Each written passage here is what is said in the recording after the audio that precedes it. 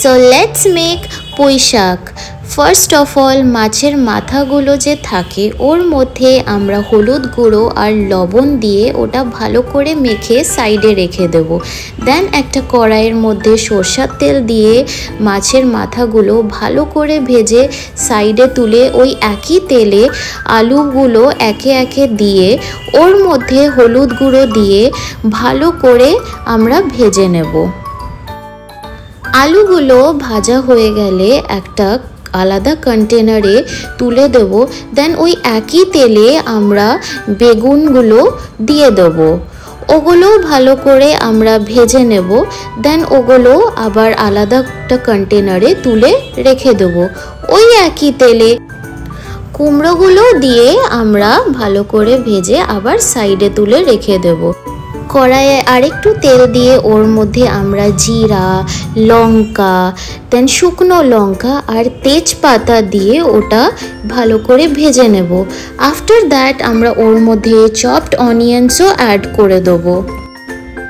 ওটা আমরা ভাজবো until it's proper caramelized brown. ওর মধ্যে আমরা হলুদ গুঁড়ো, লঙ্কার গুঁড়ো দিয়ে দেবো। দেন ওর মধ্যে জিরে বাটা, আদা রসুন বাটা, লবণ, দেন ওটা ভালো করে আমরা ভেজে নেব। দেন স্বাদ অনুযায়ী আমরা চিনি ওর মধ্যে দিয়ে দেব।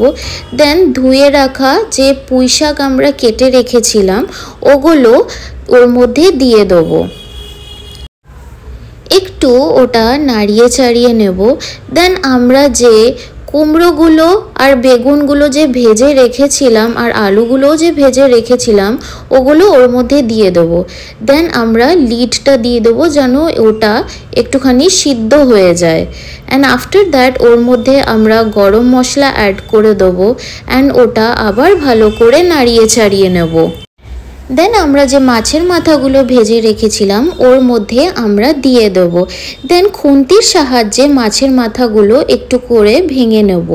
অ্যান্ড আরেকটুখানি আমরা ওর মধ্যে জল অ্যাড করে দেবো অ্যান্ড লিডটা বন্ধ করে দেবো। অ্যান্ড your পুঁই শাক is ready. If you like this then please do like and subscribe my channel. Thank you.